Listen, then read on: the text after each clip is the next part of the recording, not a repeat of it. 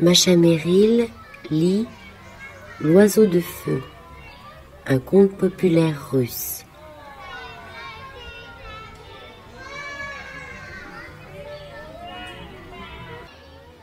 Dans un certain pays, dans un certain royaume, vivait le tsar Demian avec ses 3 fils, Piotr Tsarevitch, Vassili Tsarevitch et Ivan Tsarevitch.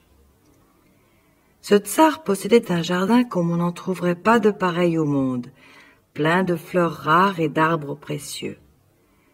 Le plus précieux de tous était un pommier qui donnait des pommes d'or. Le tsar prenait grand soin de ce pommier, en comptait les pommes chaque soir, les recomptait chaque matin. Et il s'aperçut que la nuit, quelqu'un saccageait son jardin. Le soir, une belle pomme sur la branche mûrit, et au matin, ni vue ni connue, elle a disparu.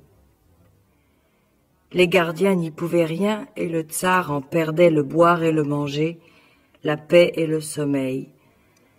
Un jour, il appela ses fils. « Ça ne peut plus durer. À celui de vous qui découvrira et prendra notre voleur, je laisserai la moitié du royaume de mon vivant, et à ma mort, il l'aura tout entier. »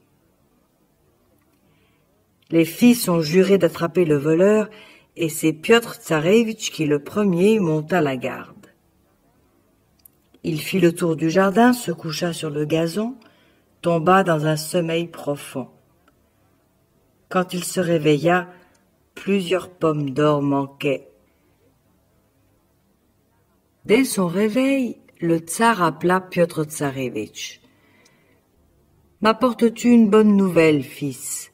As-tu vu le voleur ? » ?»« Non, père, et pourtant j'ai veillé toute la nuit, fouillé les taillis. Je me demande où ces pommes sont passées. » La nuit suivante, ce fut le tour de Vassili Tsarevitch.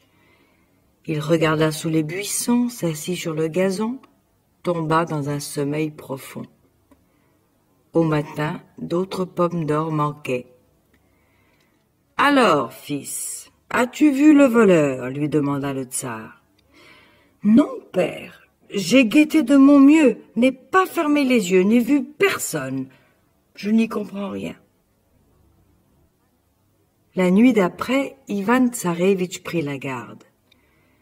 De peur de s'endormir, il marchait sans arrêt. Si le sommeil venait, si la fatigue le prenait, il se débarbouillait avec la rosée, reprenait sa veillée. Sur les minuit, il aperçut une grande lueur qui s'approchait du jardin. Et bientôt, on y vit clair comme en plein jour. L'oiseau de feu, perché sur le pommier, picorait les pommes d'or. Ivan Tsarevitch se glissa en catimini, saisit l'oiseau par la queue, mais l'oiseau de feu se débattit si bien qu'il s'échappa, ne laissant qu'une plume dans la main du Tsarevitch. Au matin, Ivan Tsarevitch raconta à son père quel voleur saccageait leur jardin et lui montra la plume de l'oiseau de feu.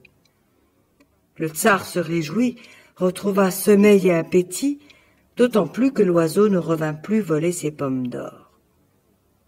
Mais à regarder la plume, l'oiseau de feu tout entier lui faisait envie. Le tsar y pensait jour et nuit, et il finit par appeler ses fils. « Pourquoi n'iriez-vous pas courir le monde chercher cet oiseau de feu ? Autrement, un de ces jours, il reviendra voler nos pommes. » Les 2 aînés ont obéi, ils ont scellé leurs coursiers rapides, revêtu leurs armures solides, et ils sont partis à l'aventure. Mais vu son jeune âge, le tsar garda près de lui Ivan Tsarevitch.